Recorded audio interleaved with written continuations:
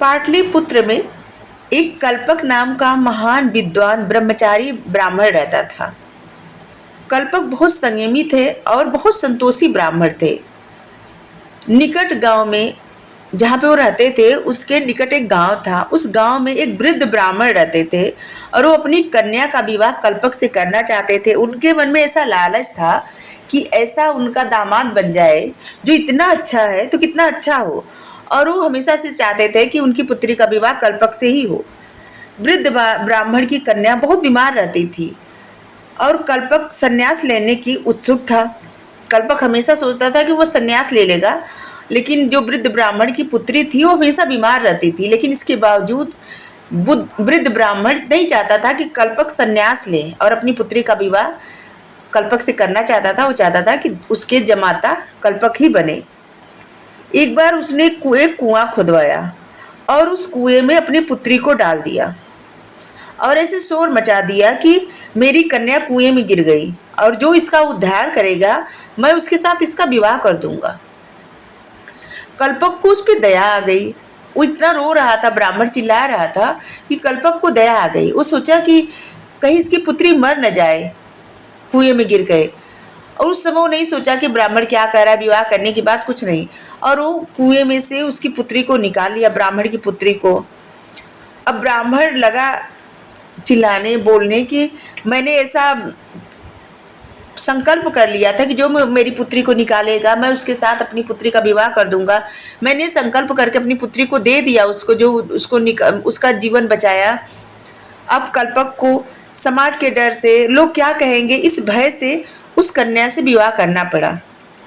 और फिर कल्पक उसका दवा दारू करवाए, उसको निरोग बना दिए, उसको एकदम स्वस्थ बना दिए।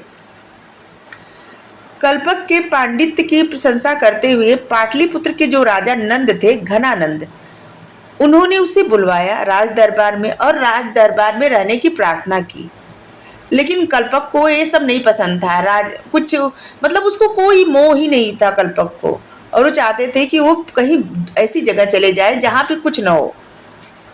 लेकिन कल्पक ने उत्तर दिया कि मैं किसी पर आश्रित नहीं रहूंगा और नहीं रहना चाहता। मैं स्वयं कमाना खाना चाहता हूँ और इतना हमें लोभ भी नहीं है कि मैं कुछ चाहिए। और ऐसा कह करके कल्पक चले गए। राजा ने एक ऐसी युक्ति लगाई कि ऐसा कल्पक जैसा इंसान राज दरबार के लिए कितना ज़्यादा जरूरी है, और इसलिए राजा नहीं चाहता था कि कल्पक जाए कहीं परदेश, कहीं दूसरी जगह जाए। और इसलिए वो धोबी को बुलवाया और बुलवा के कहा कि जब कल्पक तुमको कपड़ा देगा अपना धोने के लिए तो तुम उसका कपड़ा वापस ही मत करना, क्योंकि उसके पास सिर्फ 2 जोड़ी कपड़े हैं। जब तक वो कपड़ा नहीं अपना पाएगा तब तक वो नहीं जाएगा कहीं। और इस तरह से धोबी को सब कुछ समझा दिया राजा। कल्पक ने जब धोबी को बुला करके अपने कपड़े धुलने को दिए और फिर उससे वापस मांगने लगे तो धोबी मना कर दिया। हर रोज का था, कल्पक हर रोज मांगता, नहीं मिलता उसको उसका कपड़ा। उसकी पत्नी जाती मांगने किसी त्योहार पे, कभी भी नहीं मिलता। ऐसे ऐसे 3 वर्ष बीत गए,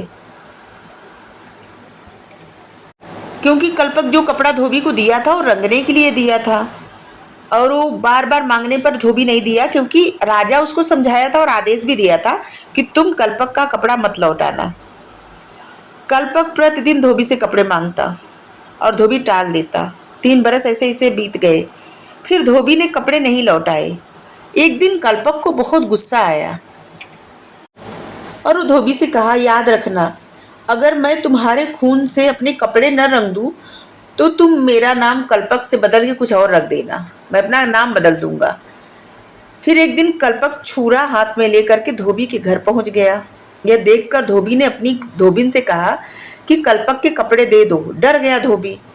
धोबिन ने कल्पक के जो कपड़े थे उसको लौटा दिए, लेकिन कल्पक क्रोध से जल भून रहा था। उसको लगा कि 3 साल बीत गया और वो रोज कपड़े अपना मांगता था। कितने तीज त्योहार, कितने सारे समय थे उसको पहनने के लिए कपड़े, लेकिन नहीं मिला।